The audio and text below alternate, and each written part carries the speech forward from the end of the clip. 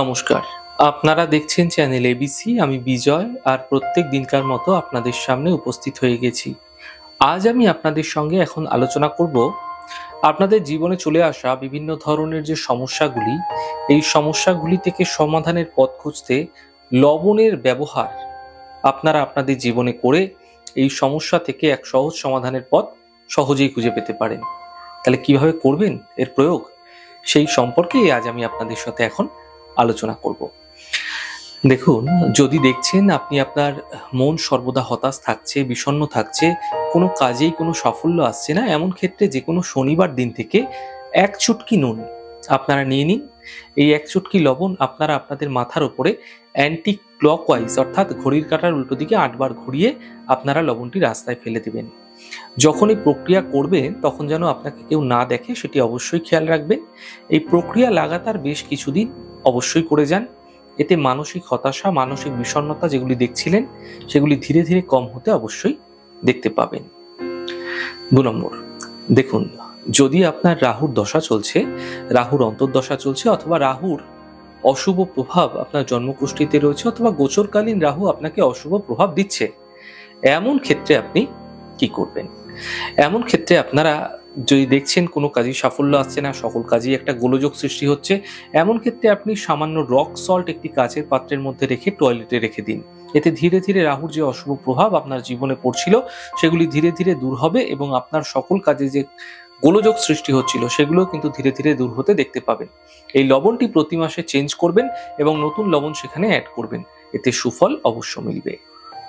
দেখুন, যদি আপনি দেখছেন ছোট ছোট কথায় আপনাদের মানসিক চিন্তা, টেনশন, দুশ্চিন্তা খুব সহজেই তৈরি হচ্ছে, কোনোভাবেই দুশ্চিন্তা থেকে আপনি বেরিয়ে আসতে পারছেন না, এমন ক্ষেত্রে আপনারা একটি কাচের পাত্রের মধ্যে সামান্য রক সল্ট রাখুন, তার মধ্যে কতগুলি লবঙ্গ দিন এবং আপনার গৃহের উত্তর পূর্ব অর্থাৎ ঈশান কোণে পাত্রটি রেখে দিন। প্রতি মাসেই পাত্রটি থেকে লবণটি পরিবর্তন করুন এবং নতুন লবণ সেখানে অ্যাড করুন। যদি আপনারা এমনটি প্রত্যেক মাসে করে যাচ্ছেন, এতে ছোট ছোট কথায় যে মানসিক দুশ্চিন্তা তৈরি হচ্ছিল সেগুলো কিন্তু ধীরে ধীরে কম হতে দেখতে পাবেন। দেখুন, অনেক সময় হয় কি, আপনার গৃহে হয়তো বহু মানুষের আনাগোনা রয়েছে, এমন ক্ষেত্রে অনেক মানুষের দ্বারা কোনো অশুভ প্রভাব আপনার গৃহে সহজভাবে কিন্তু প্রবেশ করছে। এই অশুভ প্রভাব থেকে বাঁচতে আপনারা একটি লাল কাপড়ের মধ্যে রক সল্ট বেঁধে একটি পুঁটলি করে আপনার গৃহের মুখ্য দরজার ঠিক উপরে ঝুলিয়ে দিন এবং এটি প্রত্যেক মাসে পরিবর্তন করতে থাকুন। যদি আপনারা এমনটি করছেন, এতে গৃহে অন্য কোনো মানুষের দ্বারা যে অশুভ প্রভাব আপনার গৃহে পড়ছিল সেগুলি কিন্তু ধীরে ধীরে কম হতে অবশ্যই দেখতে পাবেন। দেখুন, যদি আপনি দেখছেন আপনার ঘুম সংক্রান্ত সমস্যা হচ্ছে, সহজে ঘুম আসতে চাইছে না, মানসিক দুশ্চিন্তার কারণে বা নিদ্রা সংক্রান্ত সমস্যা আপনি ক্রমাগত জেরবার হয়ে যাচ্ছেন, এমন ক্ষেত্রে আপনারা যখন রাত্রিকালে ঘুমোতে যাবেন তার পূর্বে 1 বালতি জলের মধ্যে সামান্য কিছু লবণ মিশ্রিত করে সেই লবণ মিশ্রিত জল দ্বারা আপনার পা ভালো করে ধুয়ে নিন এবং তারপরে ভালো করে মুছে আপনারা শয়ন করুন। কোনোভাবেই অন্য জল দ্বারা আপনারা পাটিকে ধোবেন না। এমনটি প্রত্যেকভাবে করতে থাকুন। মানসিক দুশ্চিন্তার কারণে আপনাদের ঘুম সংক্রান্ত যে সমস্যা হচ্ছিল তাতে একটা সমাধান মিলতে অবশ্যই দেখতে পাবেন।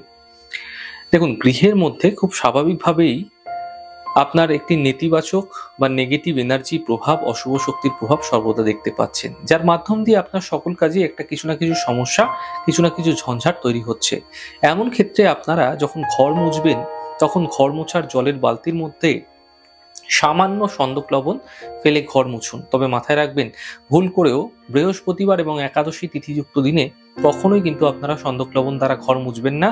যদি আপনারা এমনটি করে যাচ্ছেন, এতে গৃহের অশুভ শক্তির প্রভাব ধীরে ধীরে দূর হতে আপনারা অনেক সহজেই কিন্তু দেখতে পাবেন।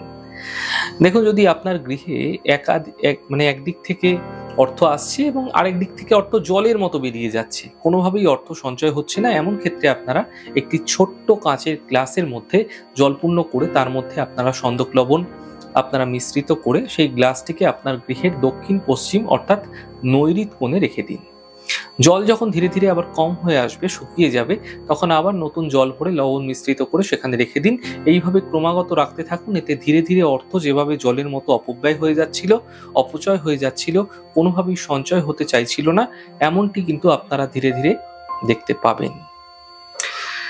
দেখুন, যদি আপনি দেখছেন আপনার গৃহের সকল সদস্যদের সাথে আপনার জীবন সঙ্গীর সাথে সর্বদাই কিছু না কিছু ঝঞ্ঝাট, কিছু না কিছু ছোট ছোট মতবিরোধ তৈরি হয়ে যাচ্ছে গৃহের ভেতরে, এমনটি অতিরিক্ত মাত্রায় হচ্ছে, তাহলে আপনি যে বেডরুমে শয়ন করছেন সেই বেডরুমে একটি কাঁচের বাটির মধ্যে আপনারা রক সল্ট রেখে উঁচু কোনো স্থানে রেখে দিন এবং প্রত্যেক 15 দিন, সম্ভব না হলে 1 মাস অন্তর পরিবর্তন করুন।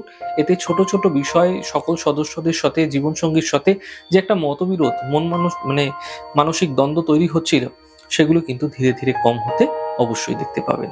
তাহলে আজ আপনাদের সাথে আলোচনা করলাম লবণের কিছু ঘরোয়া প্রয়োগ, কিছু সহজ প্রয়োগ, যার মাধ্যম দিয়ে আপনারা আপনাদের জীবনে আসা বিভিন্ন ধরনের সমস্যাগুলির এক সহজ সমাধান কিন্তু নিজেরাই খুঁজে নিতে পারেন।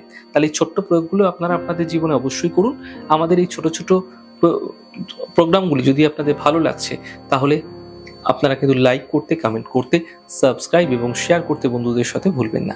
অনেক ভালো থাকুন, সুন্দর থাকুন, সুস্থ থাকুন। আগামী পর্বে দেখা হবে।